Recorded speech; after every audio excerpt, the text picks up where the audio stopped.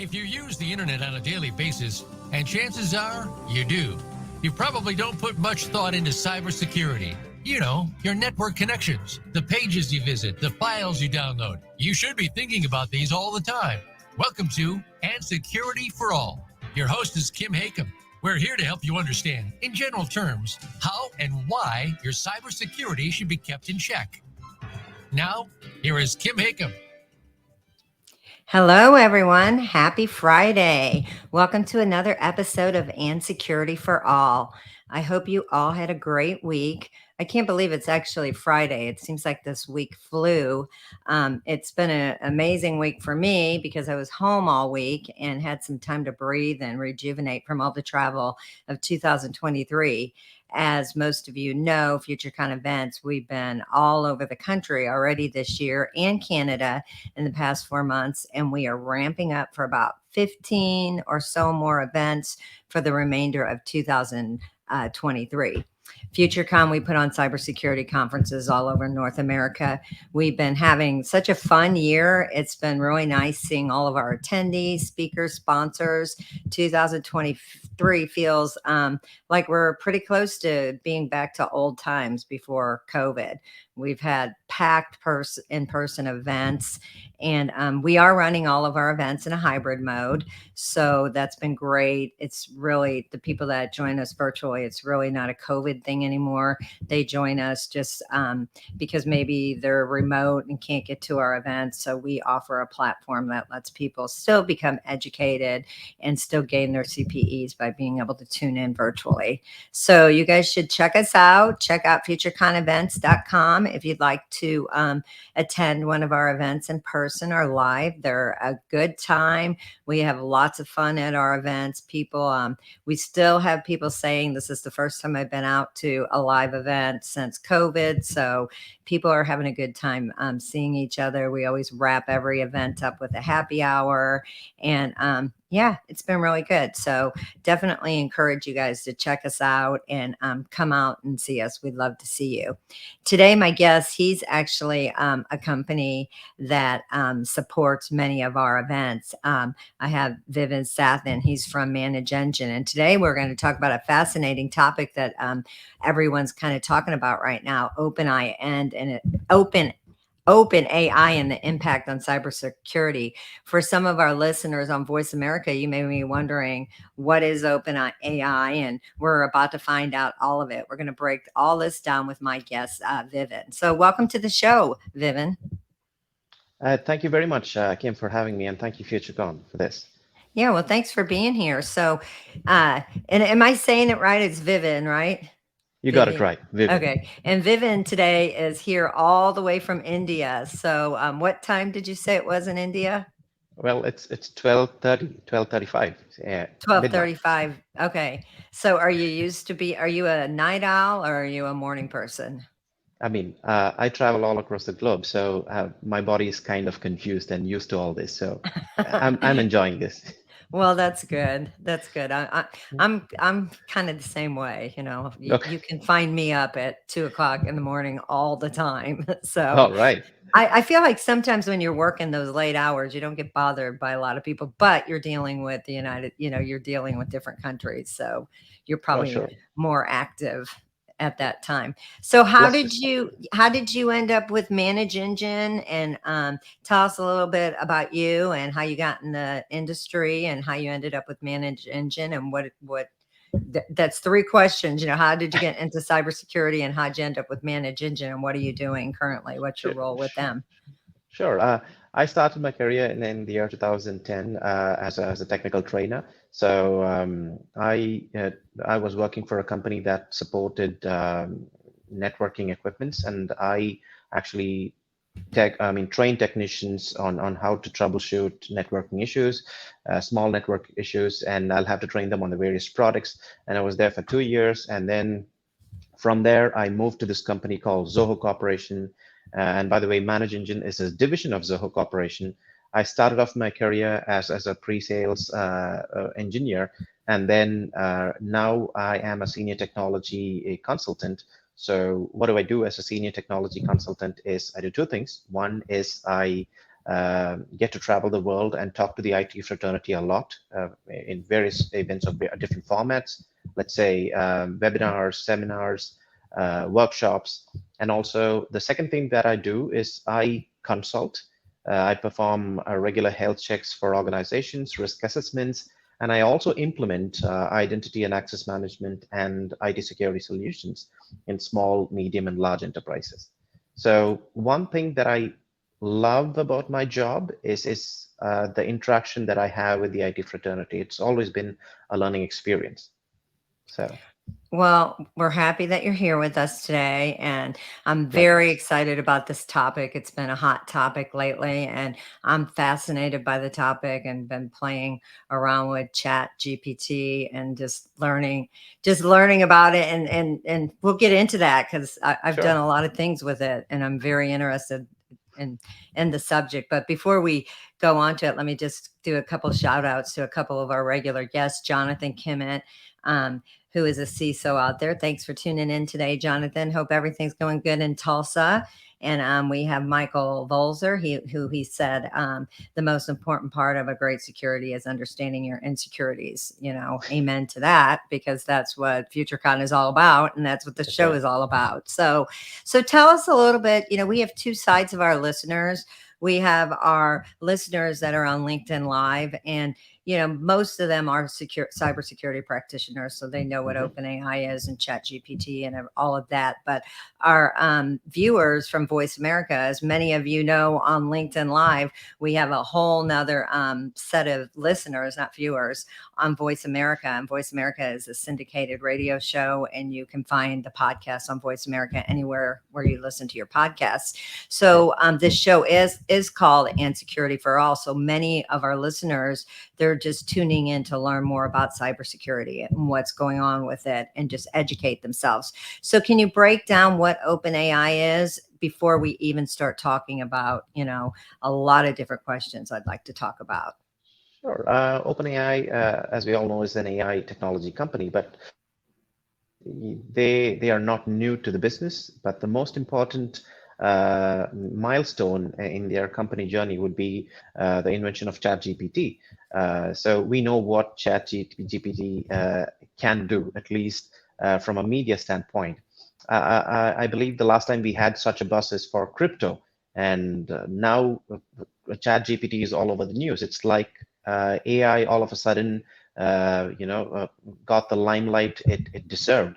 So all credits to ChatGPT. So basically, in simple terms, ChatGPT is an AI chatbot that is designed on two things. One, it is designed on supervised machine learning. Supervised machine learning, if you're trying to break things up, break it up into simple terms, it works based on a labeled data set. So you give it a labeled data set, you tell it, for example, you give it the data set of animal pictures, you tell this is cat, this is dog, and this is a lion, this is tiger, and you tell or you instruct the algorithm to detect things based on that labeled data set. Whereas the second model that they use is the reinforced machine learning model. Reinforced machine learning model really does not need a data set to work. It works based on feedback. For example, you ask the chatbot, what is 9 times 11? And it tells you 98. And then you tell it, no, I think you're wrong. It's 99. So it again works on based on the input. It performs a check, and then it comes back to you saying that, well, I've done my check. I have a large data set that I can work on. You're right, it's 99, and so on and so forth. So these two learning methodologies are the core of ChatGPT, and it's doing some really good things, and it is I think it can also be used for not so good things too. So that's a simple introduction to OpenAI and its product ChatGPT. And for those people out there that don't know, you can just go to do a Google search on Chat GPT, and it'll go right to the tool, and it's a free tool as of now. But you can see rapidly. I find that when you go there, I've been getting my answers pretty quick when I put questions into Chat GPT. But it definitely is something that's about to change the world, I believe. So what are your thoughts on that? Exactly. I mean, I felt the same too. I mean, I work, I've experienced ChatGPT, so I work with ChatGPT. One thing that I really find fascinating is that the way in which that bot gives you the output. The output is kind of conversational. You don't feel like you are interacting with a regular chatbot as we always used to do. This is much more refreshing from a conversational standpoint. And one good thing is you can follow up your questions in the sense you ask ChatGPT a specific question and you get the answer. You want to go to the next step, you ask ChatGPT a follow-up question and it gives you the answers for that too. It remembers the first answer, and most of the answers that it gives you is based on the first context. So it makes it a lot more interesting. And yes, of course, it is given a large data model, data set to work with, and we'll have to wait and see what the future holds for ChatGPT and its relevance in cybersecurity. It is interesting. Last week I had a guest on and I was rushing, just got back in town from one of our events. And um, I put her bio in Chat GPT and I just put her name in there she Mhm. had given me her bio, but it was really long and I knew I wasn't going to be able to introduce it. So I asked Chat GPT, can you break this down for me and condense it? So without doing my research, I went to introduce her and then she's like, well, I have a correction. That is not the company I work for. That's so Chat GPT was wrong, but it was kind of, it was good. It was like, I fessed up, told her that I put it in Chat GPT, and for this platform, it was okay. It wasn't super Yep. embarrassing because I confessed what I did. So you definitely have to be careful, but I find it so fascinating. And we'll get into the more technical pieces of it in a minute because I'm just kind of talking Sure. about the fun pieces of it right now. It's interesting because I put my bio in there and I thought, well, my bio is really old and outdated. So let me just throw my bio in there. And it came up with things that I didn't have in my bio from before. Like I was in the military and I was on the SWAT team. I was on the SWAT team and I never had that in writing anywhere. But and it had, that there was only a few women in there, but there was an interview that I did a long time ago. So I guess it Okay. found that. So I found that. I was like, wow, how did it know that? But it's not, it is definitely collecting, from every bits and pieces that you have out there about yourself. But how much of it is manufactured? And the reason I say that is because on a different note, I was listening to a podcast and it was nothing to do with cybersecurity. It was more some Hollywood type people. And they were under the impression, they're like, well, we asked it, political questions and I haven't put those questions into the Chat GPT. So I don't know if they were using a different chat, but they said that they felt like it was very manufactured answers. And I don't really agree with that. Like, what do you think about that? Do you think, where do you think they're Uh, pulling their information from? What you said was on point, but the whole point here is the difference between ChatGPT and other regular chatbots. I call them regular because they are really regular when compared to ChatGPT. Is that how quickly the algorithm learns from the mistake that it commits? Uh, Say, for example, you have ChatGPT version 3, 3.5, and you have ChatGPT 4. Look at the difference. So 3.5 was able to scale to a certain level of in terms of output, whereas 4 is on a different level altogether. Okay, talking about its technical aspect, talking about the user experience, it has evolved. So maybe the next time you ask ChatGPT to write a bio for you, it'll get the answers right.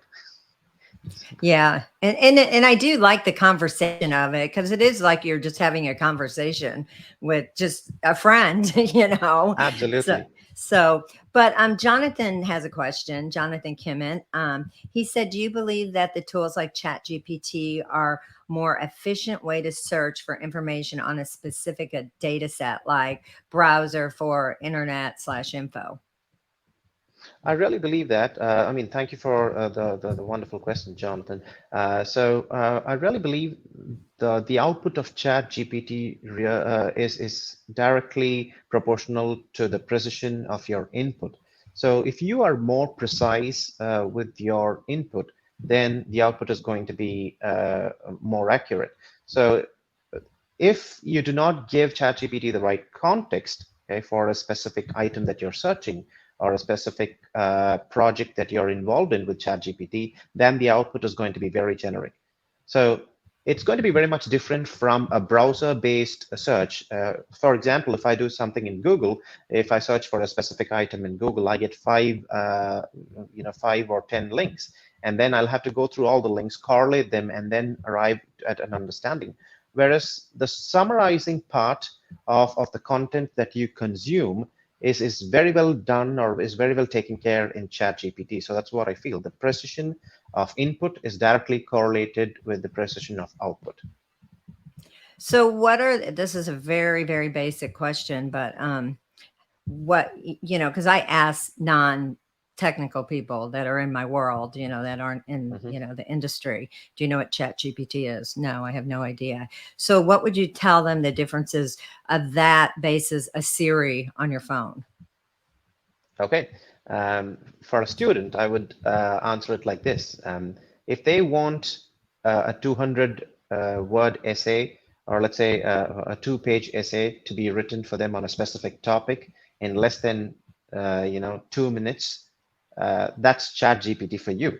So it makes things a lot more easier. So if you were to ask an IT administrator what are the benefits, or what are the benefits of using ChatGPT, how do you convince me? Well, how about you getting your hands on a script that can give you the list of users in your infrastructure that have passwords set to expire, or whose password have expired, or whose last login date is greater than 60 days? How about you get a one-liner query for all that?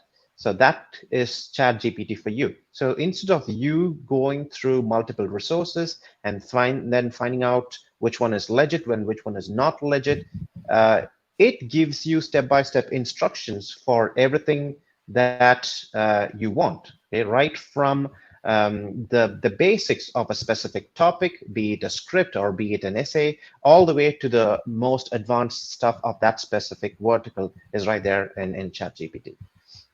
So what do you think are some of the fears, like right now, from the last time I saw, I haven't checked in the last few days, but you got the strike of the Writers Guild in Hollywood. They got to be pretty freaked out right now with, because I've heard that some movies have already been, written by an AI. Like there's been some controversy on some, the movies that are out there. So what do you think the future holds for, the writers of Hollywood with this tool? Now we're going to be talking about the other side of the coin, okay? The writers of Hollywood, I believe they would still have the upper hand, okay, because ChatGPT gives you a conversational response, agreed, but is that conversational response lacking that human touch? The answer is yes, at least for now, okay? I'm not sure how ChatGPT is going to evolve in the future, and I cannot even make a guess. But I really believe, at least for now, all the script writers can be sure that they are not going to be overtaken by ChatGPT, because the human element is still missing. I'm talking about it from a script writing standpoint. I'm not just talking about a regular conversation that you have with the bot. I'm talking about bringing in emotions to characters that they write. So it's going to be there. But when you talk about ChatGPT from a cybersecurity standpoint, that's a different story altogether. We'll talk about it in just a moment. And, talking about having the human side of it, I have a friend of mine whose mother is a professor at a pretty good school, university, and she played around with it. Like she had an assignment for her students, and she threw it into Chat GPT several times to see what kind of papers came back. And she said she wouldn't have known that it was not the student, but the papers were like a C plus, like B minus type paper. So if you were okay with the C plus B minus paper, then it would be okay, but you weren't going to get an A paper by doing it. So I found that kind of interesting. But so we're Exactly. talking about all the fun facts, because it's very fun to talk about, but Hmm. let's go on the other side of things. What do you think is going to change, and how do you think it's going to affect some of the insider threats, and all the issues that we have on a day-to-day basis already? How do you think it's going to, what are the security teams and these companies, what should they be fearful about on the negative side of it? Well, if you just open up Google and then go to the news section and type in ChatGPT data leaks, you'll get a whole bunch of stories for the answer. One classic example is, I'm not going to pick names here, but an employee of a very big organization, gave ChatGPT some, PIIs that are not just related to that individual, but also some company information along, just to get a project completed. And there was a flaw in ChatGPT on the 24th of March, and you had the same old PIIs getting exposed to the external world, so thereby compromising the entire company as well as the individual. So people get excited when they see new technology, and the marketing spin around it is so much so that you cannot avoid trying ChatGPT. So when you try ChatGPT without understanding where to draw a line, that's when things get a bit complicated. And that's exactly what's happening in some of the cases, where users given personally identifiable information for some reason, and they expect output, and they are thrilled to receive an output without realizing the fact that there is a possibility for a code breach, and that could expose their PIIs to the external world. So what's the resolution for situations like that? Well, How do we it is what multifold. go Oh, ahead, I'm sorry, go. sorry. So the resolution is kind of multifold, and I will take a practical approach to this. And by the way, this is my observation. If you are going to tell users to not use ChatGPT, that's not going to work.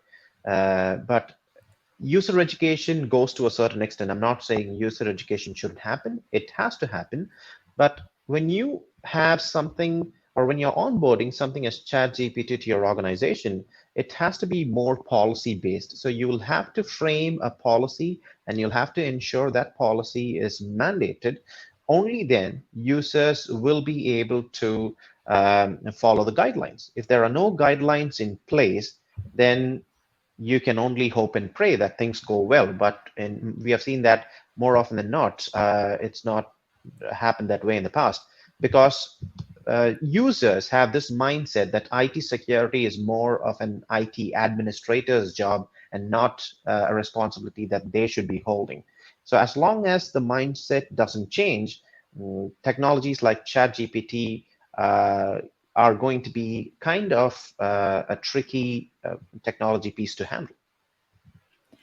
Jonathan had a question or a comment. He said inappropriate sharing of new technology is common. It happened with many other tools, Grammarly, virus tools, Reddit, etc. So what kind of examples do you know about what he's talking about?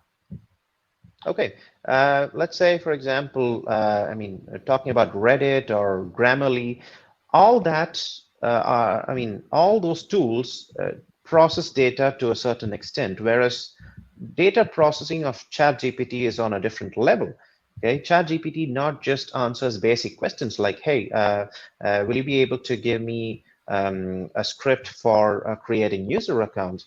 ChatGPT can also find bugs in your code to a certain extent, and then it can give it to you. For example, you give it a PHP block, and you ask it to decode it for you, it can do that for you. So you are not talking about a regular tool or an assistant. You are talking about a virtual IT administrator at your assistant with full power. So you're basically talking to a genie out of a lamp. So we better be careful of what we wish for. Yeah, it's kind of crazy. And when you think about, I'm going to ask you about, some of the changes with insider threats in this post-pandemic world, but it's kind of crazy. I thought about it the other day, like we just went through a pandemic in our life, and it's really like we're going to be in history books, and it's crazy to think that we just went through that. Like Oh it's yes. it's just so mind blowing that that just happened and we came out and we're all okay. Well, not everyone. I you know, Yeah. a lot of people didn't come out of it okay. We're still, there's still the medical industry, is really suffering.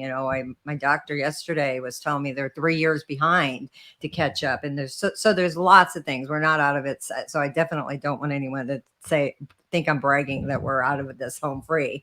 But what do you think are some of the changes about the insider threats, in this post-pandemic world? Well, that's a very interesting question. So when you talk about insider threats, let's first talk about the traditional approach that we had, or the traditional network models. Now, traditionally, network models operated inside of four walls. So you had everything inside four walls. You had your users, the applications that they accessed, the devices, and to a certain extent, the networks were everything within four walls, inside, in the sense, defined corporate perimeter, let's call it. Now, ever since the pandemic hit us, we are talking about a different story. People had to work from home. And what that meant for the IT team is they had to expand the IT infrastructure to cater to the users working from home. So, in other words, the data which was initially inside your traditional perimeter had to be taken outside, had to be stored outside your corporate network, and we have seen that in almost all the organizations that operated hybrid or supported remote work.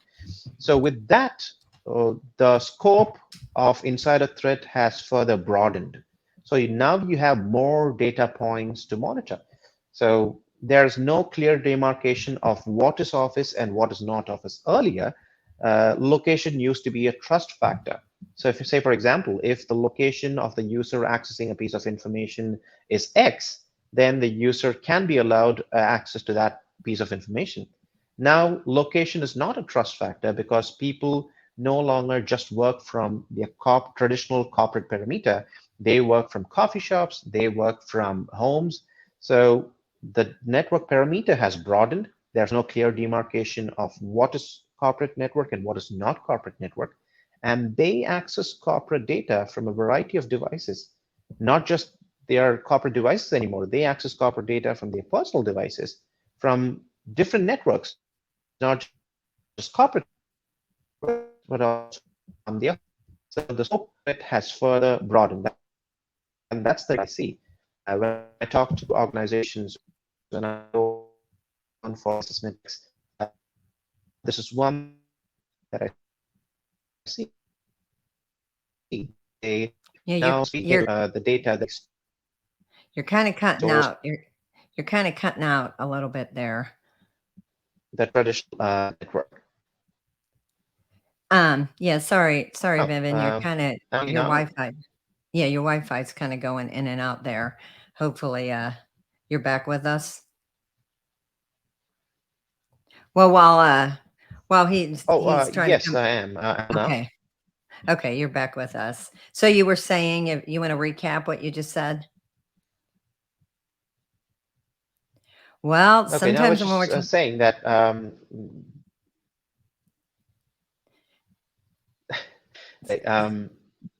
no, I was just saying that the parameter that we are in has broadened scope of insider threats because data is getting stored increasingly outside the traditional corporate network. So we have no more data points to monitor. So we can call it data monitoring before the pandemic and data monitoring after the pandemic from an insider threat standpoint. So we have more things to think now. We'll have to redefine our insider threat program. We, a lot on this show, we talk about, nation state, bad actors, and, we haven't had anyone on the show talking about that recently, but how do you think, when they saw what OpenAI did and they put this tool out, ChatGPT, what are the benefits to them? What do you think, were they, what do you think the pluses are going to be for them if you're looking at it from a bad actor standpoint? All right. Talking about bad actors in general, um, well, this tool can be used both ways. This can be used for red teaming. This can be used for blue teaming, and this can also be used for all kinds of, offensive tactics. For example, let me give you an example here. I am someone who's not a right. So if I want ChatGPT to give me, let's say, a PHP reverse shell for an attack, all I have to do is just ask ChatGPT, give me a PHP reverse shell one-liner, and it gives me a sample script explaining what should I be doing with the script, what are the parameters, so on and so forth. So the whole point here is this tool can empower a regular, let's say, an amateur attacker to the level of a professional. The way it explains technology, the way it simplifies technology is mind-blowing. You'll have to experience it for yourself. So we cannot cap or put a certain limit on the powers of ChatGPT when it comes to offensive. Well, yeah, we're having a lot of problems with your Wi-Fi. Hopefully, but you're all the way over in Sorry. India. You were perfect before, and then you started cutting in and out. So hopefully you'll get back. Okay. So what are some of the, if you're what are teams like as far as you working for Manage Engine, what are you guys doing to proactively watch out for these bad actors, and what kind of things are you seeing? What suspicious behaviors can you catch early on, and what are you seeing early on? All right.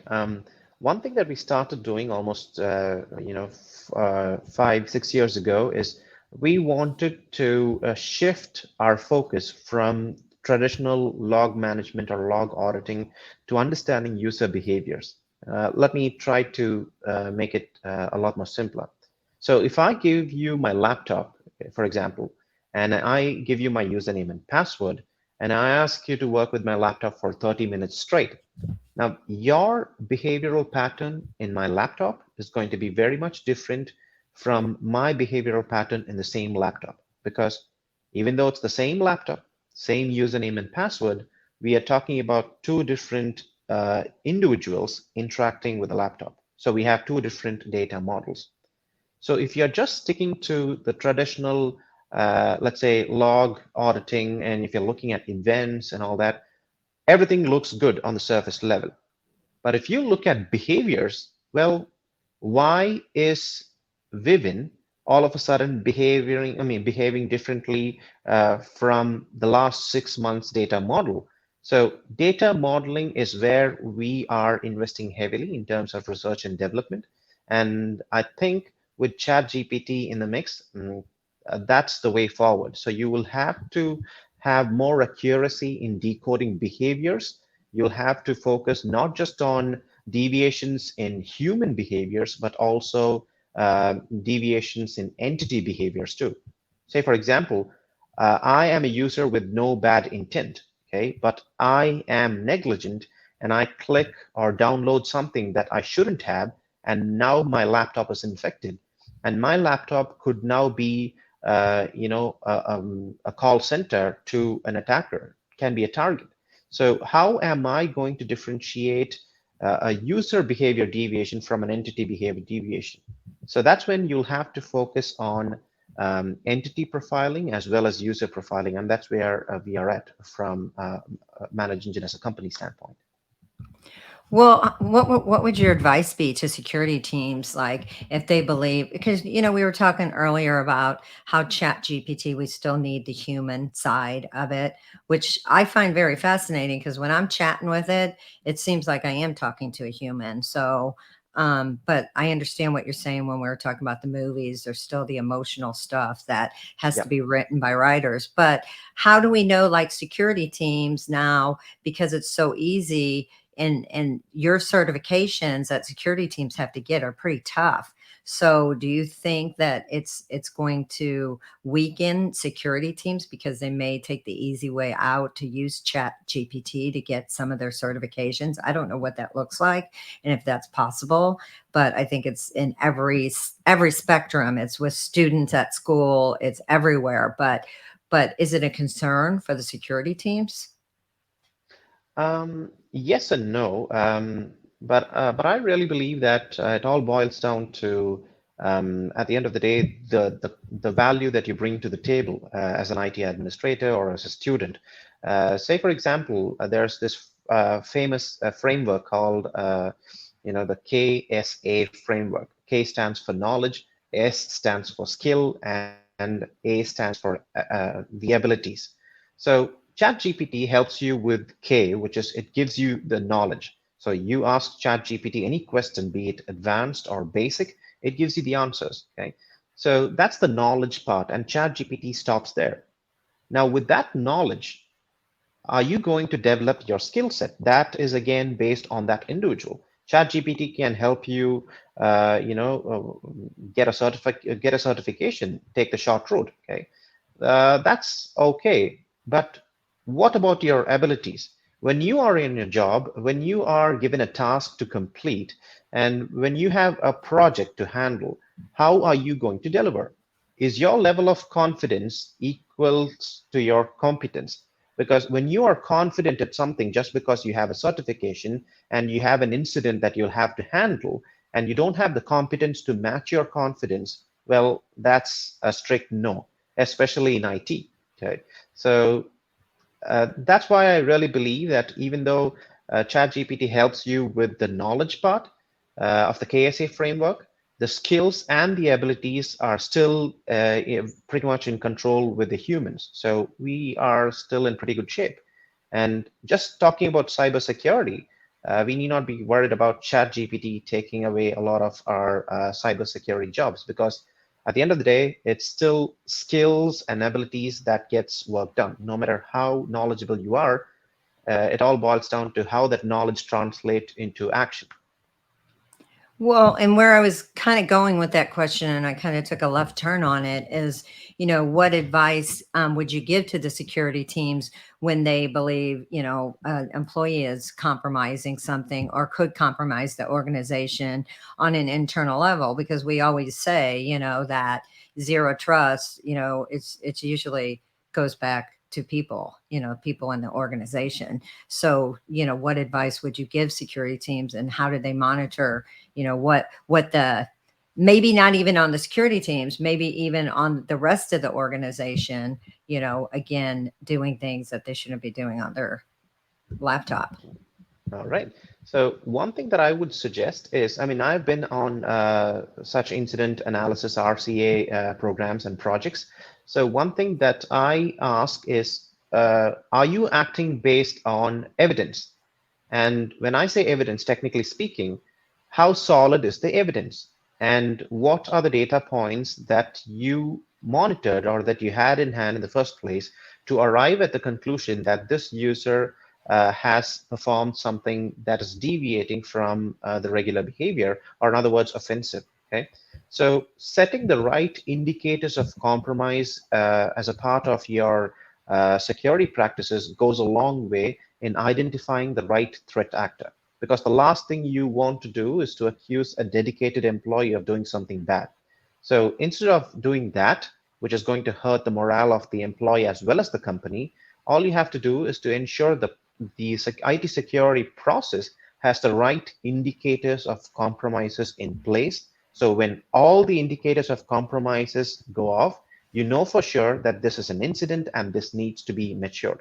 So set as many IOCs as possible in the most required areas and just wait for them to go off and then start your investigation. Don't jump to a conclusion and thereby hurting the morale of both the parties involved.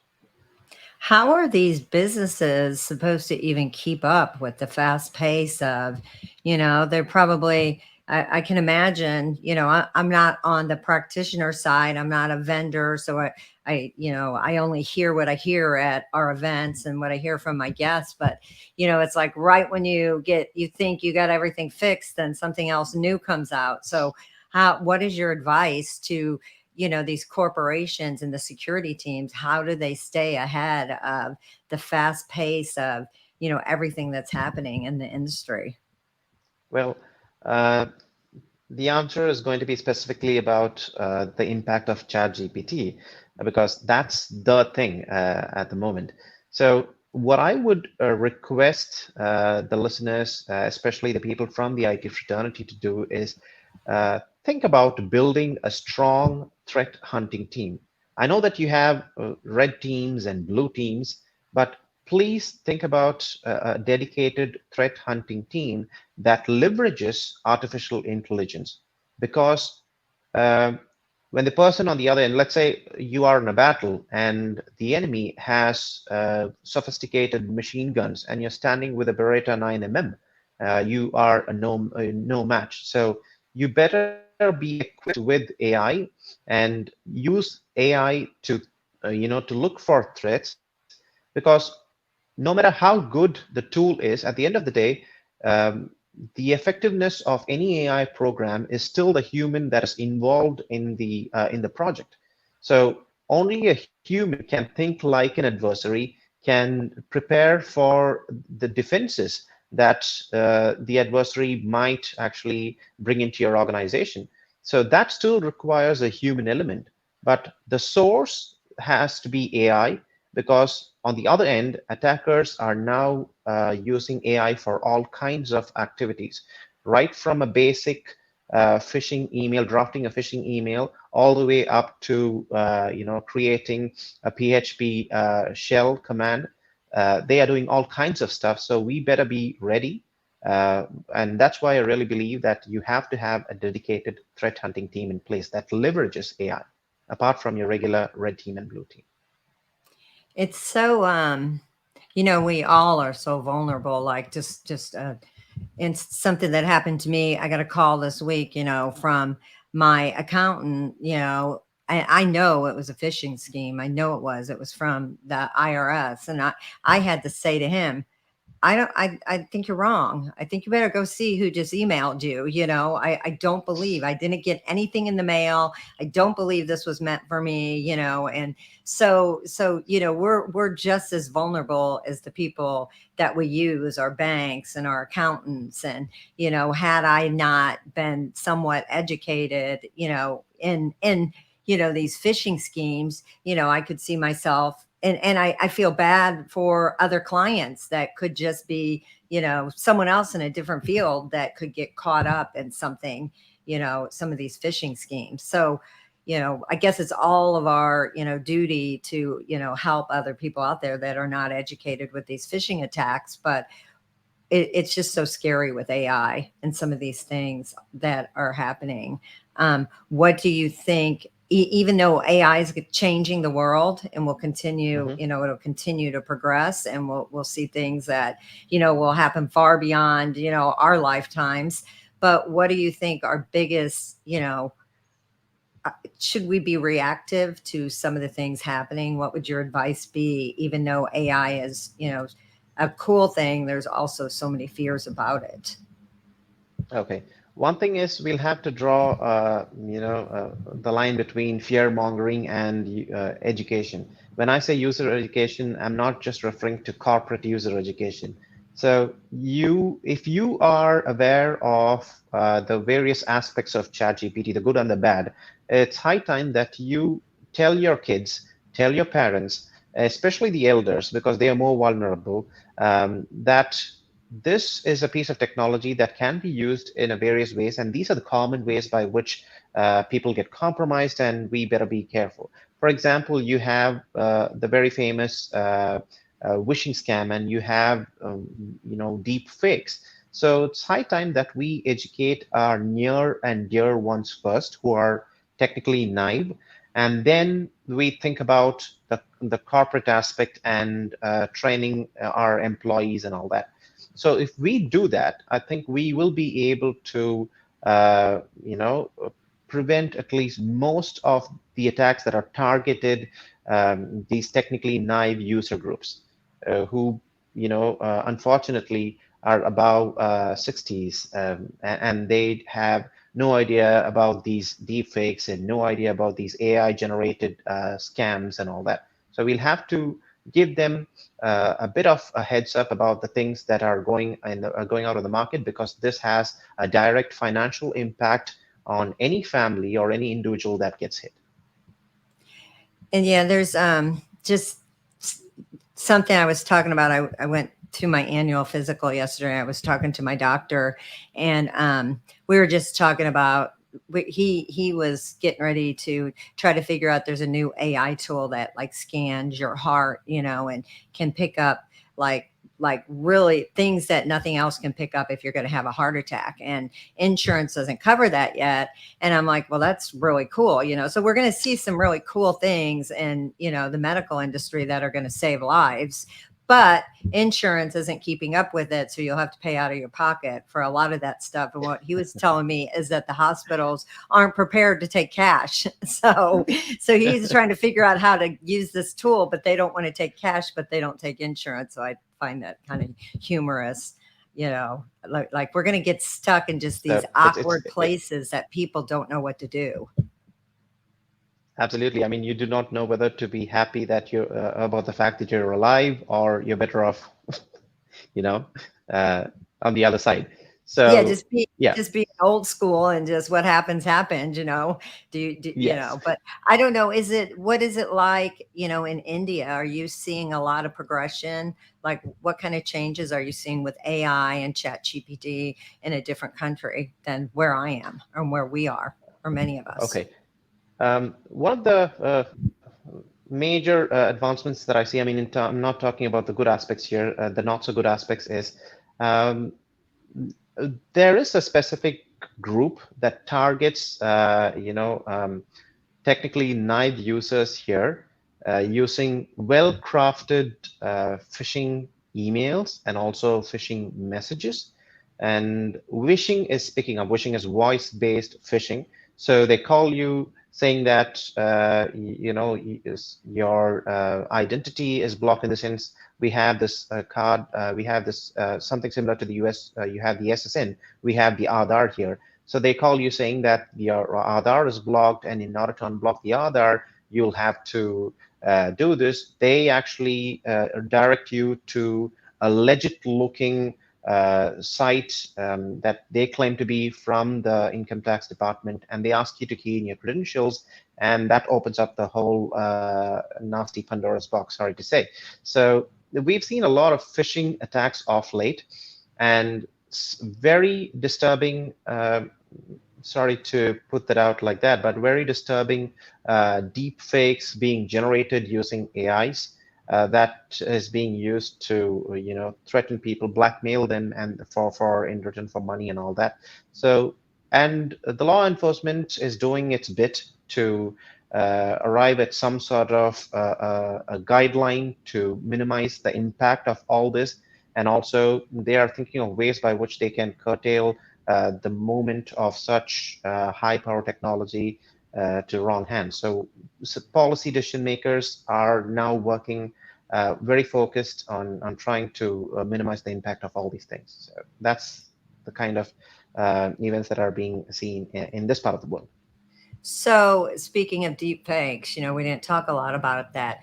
Where do you think, we were with that before, pre-COVID to now? Because that's again, going back to, just our whole social, like social media and everything, there's so much talk, like, again, I have kids in their, younger 20s. So, I'm around a lot of, younger stuff that, that's happening. And so shamefully, I guess I do follow a lot of the social media that's going on out there, but there's, so much talk of deep fakes. Is it just catching up, or do you think it's been there? Is it just catching up with society in a whole, but the cybersecure world knew this was happening? Like, what is your take on that? Because we're hearing so much about deep fakes right now. Okay, I'm afraid it's catching up. One thing that I really believe is the only way to move forward, or the only way to overcome this specific roadblock, is to go back to the traditional way of, never trust, always verify. I know that's a tagline for zero trust, but zero trust is not something just, I mean, that John Kinderwag came up with. But we used to have that zero trust principle. When you are, given something new to consume, be it in the form of a content or be it a person, you don't trust the person 100%, especially when you are in unfamiliar grounds. If you are in familiar grounds, that's okay. But when you're on unfamiliar grounds, and when you meet a new person or when something new is given to you for you to consume, you always take it with a pinch of salt. You verify and then you consume.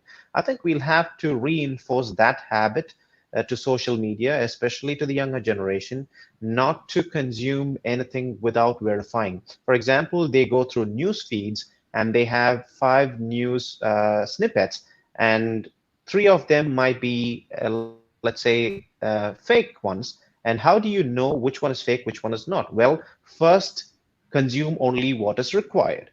And when you fix a particular topic as required, then comes the whole point of verification, because you cannot verify anything and everything that is going on in social media. So we'll have to be really selective on what we consume, not physically, but also digitally, and then verify and then consume. I think that's the only way forward, because technology is going to advance. We cannot stop that. We cannot fight it.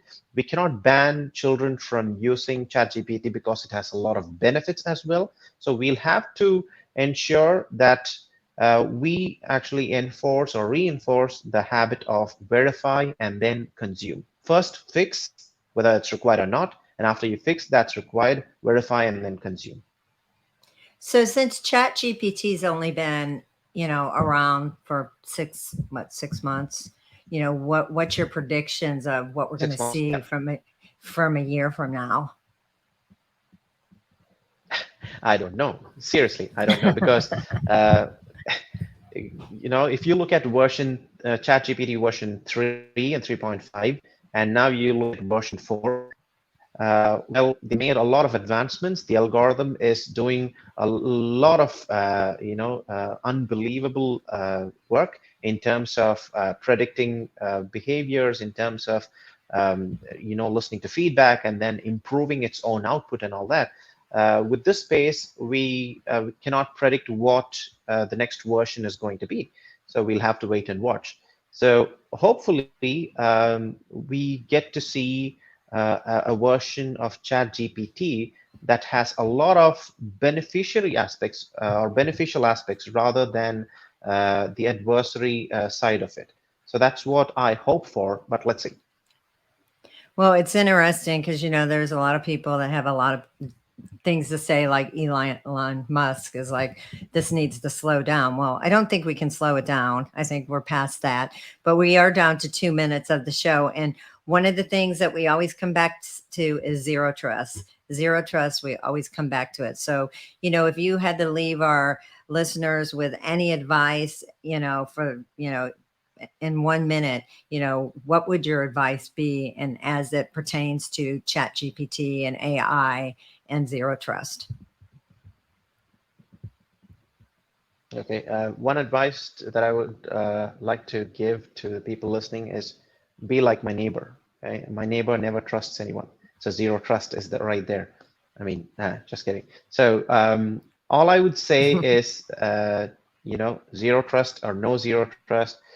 Chat GPT or no Chat GPT. Tomorrow there might be another thing that's going to disrupt the market in a big way. I would like to close this conversation on a positive note. I'm talking about the impact of ChatGPT in cybersecurity. So ChatGPT is not going to take away a lot of jobs. So let's try to calm people. It is still going to need that human element because, as I mentioned earlier, the KSA framework, the knowledge, the skills, and the abilities framework clearly tell you that even though you gain knowledge from ChatGPT, the skills and the abilities still are in control, and the human element is required for us to move forward.